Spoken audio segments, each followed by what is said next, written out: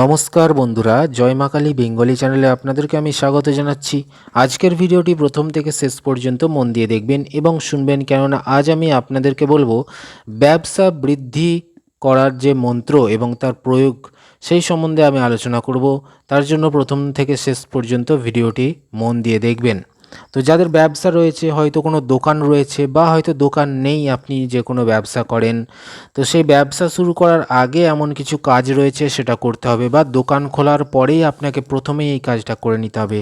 তাহলেই দেখবেন আপনার দোকানে খদ্দের বা কাস্টমারের লাইন লেগে যাবে, দোকানে বিক্রি বাটা খুব সুন্দর হবে এবং আপনার ব্যবসা একদম সাঁ সাঁ করে চলবে, যাকে বলে আপনি একদম লাভে লাভকাণ্ড হয়ে যাবে। তো ব্যবসা বৃদ্ধি করার মন্ত্র আমি আজকে দিচ্ছি, ভালো করে মন দিয়ে প্রথম থেকে শেষ পর্যন্ত দেখবেন। এটা কিন্তু সমস্ত ব্যবসাদারদের জন্য, ছোট মাঝারি বড় যে কোনো ব্যবসাদারদের জন্য এই মন্ত্রটি কিন্তু উপযোগী। তো ভালো করে দেখুন ভিডিওটি।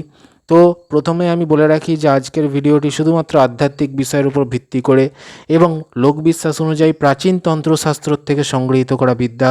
যারা বিজ্ঞানে বিশ্বাস করেন তারা দেখবেন না, কেননা বৈজ্ঞানিকভাবে প্রমাণিত নয়। যারা ঈশ্বরে ভগবানে বিশ্বাস করেন, তন্ত্রশাস্ত্র নিয়ে চর্চা আলোচনা করতে পছন্দ করেন এবং আধ্যাত্মিক বিষয় নিয়ে আলোচনা শুনতে ভালোবাসেন, তারাই কিন্তু ভিডিওটি অবশ্যই দেখবেন। তো দেখুন, ব্যবসা বৃদ্ধির যে মন্ত্রটি রয়েছে দেখাচ্ছে স্ক্রিনে। তো মন্ত্রটি কি রয়েছে? শ্রী শ্রী শুক্লে মহাশুক্লে কমলদল নিবাসে মহালক্ষ্মী নমো নমো। লক্ষ্মী মায় সত্যে কি সহায়, আও মায় করো ভালাই, না করো তো সাত সমুদ্র কি দুহাই, ঋদ্ধি সিদ্ধি খাও কি তো, নাও নাথ 84 কি দোহাই। ছোট্ট একটা মন্ত্র, অবশ্যই মুখস্থ করার পরে প্রয়োগের দিকে যাবেন। প্রয়োগ কি বলছে দেখুন।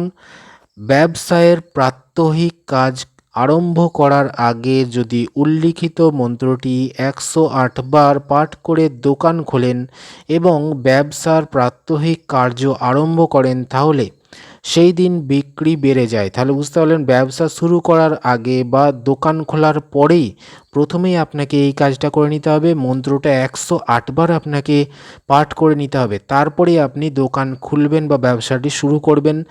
এবং কি বলছে, কোনো প্রকার উপদ্রব বা ঝামেলা আসবে না বা আসে না, কোনো রকম উপদ্রব বা ঝামেলা আসবে না আপনার ব্যবসায়িক প্রতিষ্ঠানের ক্ষেত্রে।